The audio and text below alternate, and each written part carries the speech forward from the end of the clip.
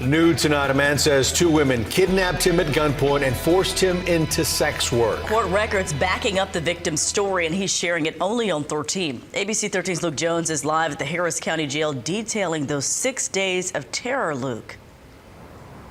Yeah, and what a terror it was. So far, the only charges are aggravated kidnapping, but this man says in reality, he was really the victim of sex trafficking. Masterminded, he says, by a woman who called herself Cookie, operating out of a North Harris County motel. It was really ghetto. It was scary. A young man who still shudders when he thinks about all he endured. For almost a week, he says he was held captive in a room at the Regency Inn on Cypress Station near FM 1960. Forced, he says, to have sex for money. We're blurring his face to protect his privacy. It was a lot of crackheads, a lot of them, a lot of sketchy homeless people. A life, he says, he never imagined for himself. One the Harris County Sheriff's Office says he was sucked into October 18th.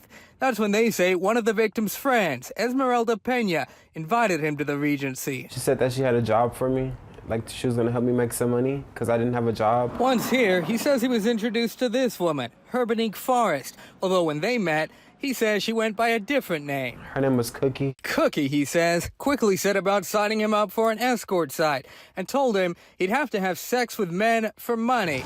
The next day, he says he saw an opportunity to escape and returned home. But just 4 hours later, deputies say a doorbell camera shows Pena and Forrest at the victim's front door, this time with an armed man.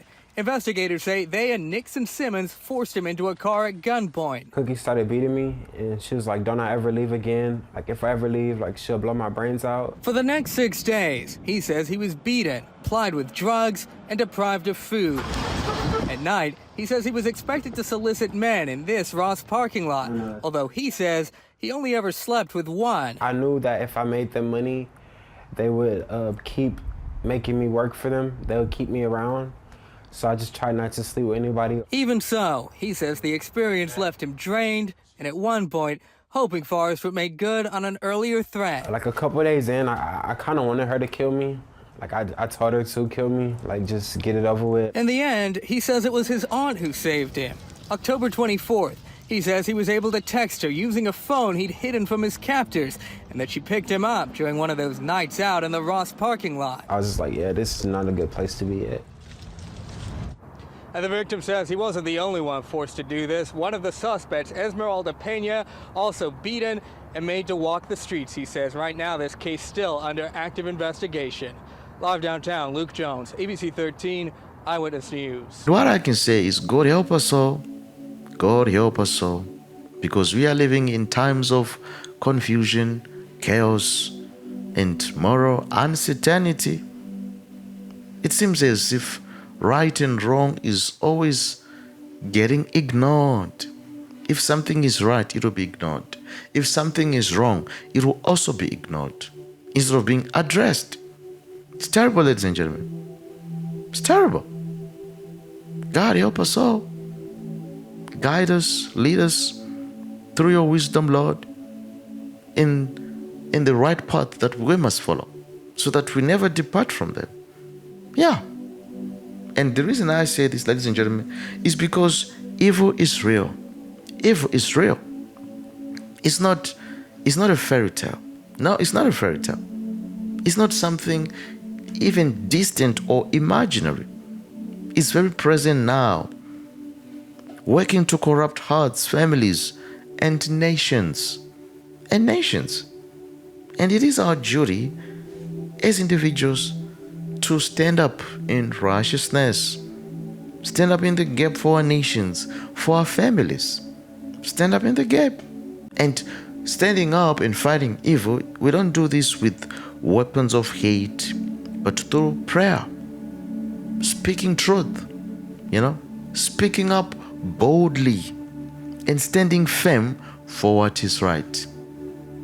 Standing firm for what is right, Because if we remain silent, if we choose comfort over conviction, evil is only gonna grow bolder. That will be the result. Evil will grow darker, stronger, and even extend its grip on people's hearts and minds. Yeah, but if we come together in faith, in courage, and persistence, we can push back against the darkness. We can push back against the darkness. Each voice matters. Each prayer matters. Yeah, the future of our nation deeply, deeply, and deeply depends on us standing up, resisting evil, or sitting back and watching evil spreads. That same message that offends the proud is the same message that saves the humble. Can you imagine? Wow. That's beautiful, It's the same message. God's word doesn't change to please anyone. It doesn't change to please anyone. It will always be firm, always be unchanging, whether people accept it or not. You see? And another sad thing is that some of these young people, they were actually turning away from wisdom, the wisdom of God, and choosing to rely on their own understanding.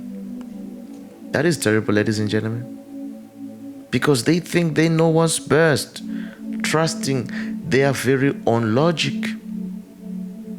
Can you imagine? Trusting their experiences instead of seeking God's truth. Instead of seeking God's truth, the world has convinced them that feelings and opinions matter more than faith.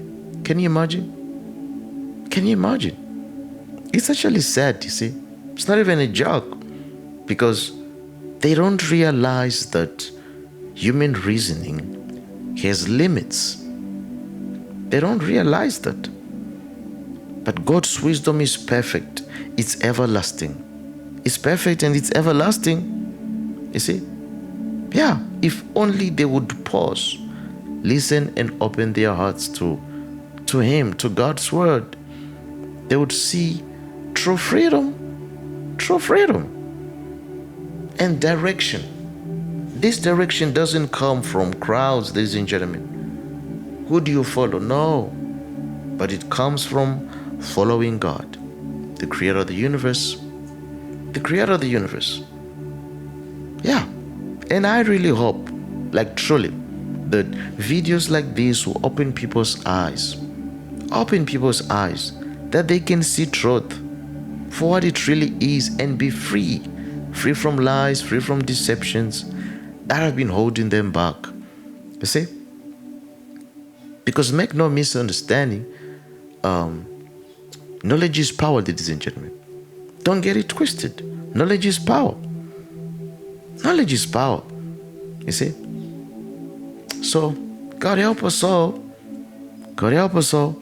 It's a fallen world. It's a fallen world. Things are falling apart. Morally, spiritually, emotionally, politically, you name it. And we cannot fix it on our own. No. We all need Jesus, ladies and gentlemen. We need His wisdom, His love, His truth, His guidance. We need Him.